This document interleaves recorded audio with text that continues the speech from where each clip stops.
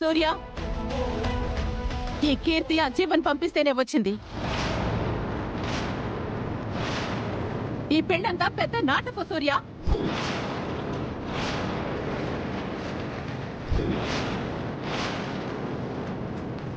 నిన్ను నీ కుటుంబాన్ని అంతం చేయడానికి జీవన్ పన్నిన పన్నాగు సూర్య.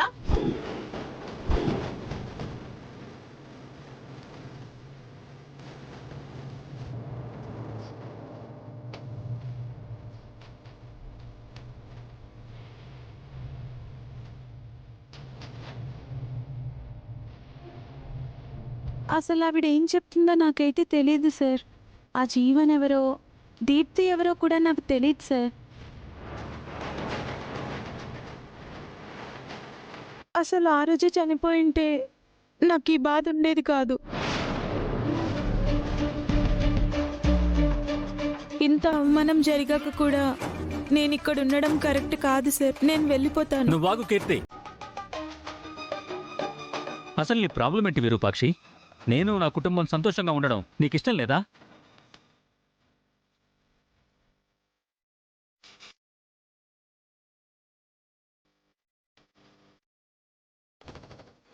చెప్పు. రాజుతో నా పెళ్లి జరగడం ఖాయం.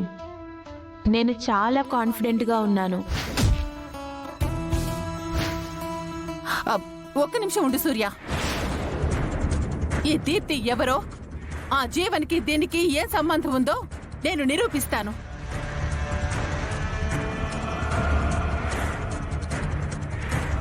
మమ్మీ, అత్తయ్య దగ్గర ఏమైనా ప్రూఫ్ ఉందా మమ్మీ? ఏముంటుందిరా? చంద్ర, ఒకసారి నా ఫోన్కి రింగ్ ఇవ్వు. అలాగే వదినా.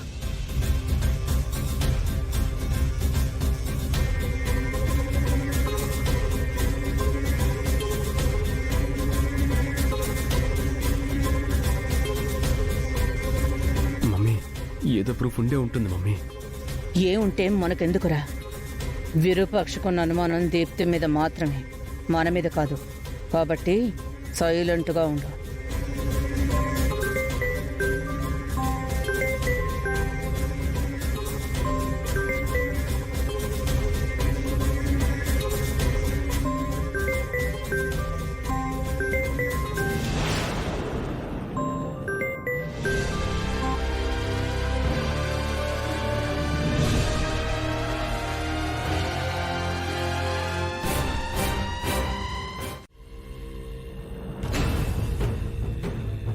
ఇదిగో సూర్య, ఇందులో ఏముందో చూడు.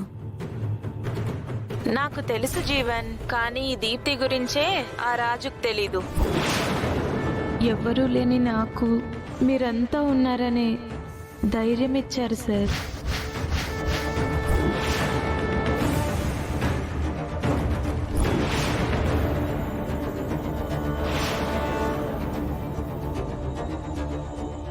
ఇంకా సేపట్లో గణపతి పూజ స్టార్ట్ అవుతుంది. నువ్వేం కంగారు పడకు జీవన్.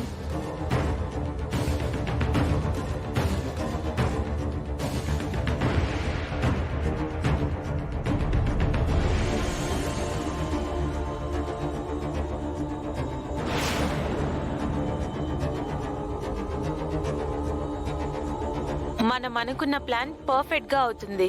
రాజుతో నా పెళ్లి జరగడం ఖాయం. నేను చాలా కాన్ఫిడెంట్ గా ఉన్నాను. నువ్వు గుండెల మీద చెయ్యేసుకొని పడుకో జీవన్. ఇక్కడ నా గుండెల మీద తాళి పడగానే నేనే కాల్ చేస్తాను.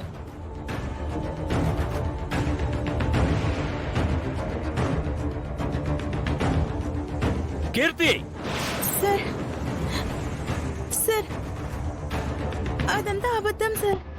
ఒకసారి నేను చెప్పేది వినండి సార్. నేను చెప్పేది ఒకసారి వినండి సార్.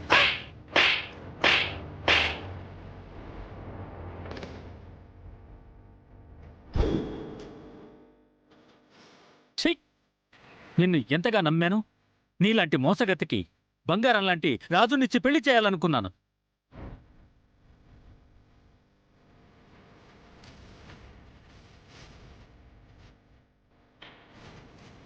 నీలాంటి మాయలేడి చేతికి అభంశుభం తెలియని నా మనవణ్ణి అప్పగించాలనుకున్నాను. నా కూతురు స్థానంలో నిలబెట్టాను. కానీ నువ్వు మాత్రం మమ్మల్ని అందరినీ బెదవల్లి చేసి నుంచోబెట్టావు.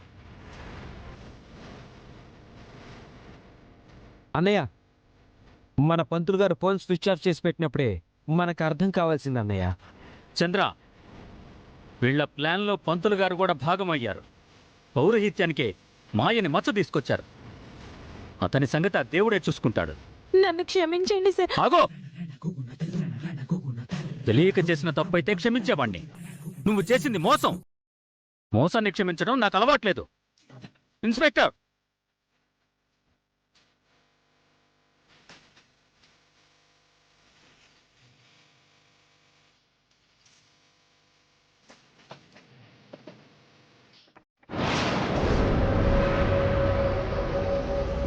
ఈ అమ్మాయి ప్రమాదంలో ఉన్నట్టు నటించి రాజుని మోసం చేసింది. ఆత్మహత్య చేసుకున్నట్టు నటించి పబ్లిక్ ని తప్పుదోవ పట్టించింది.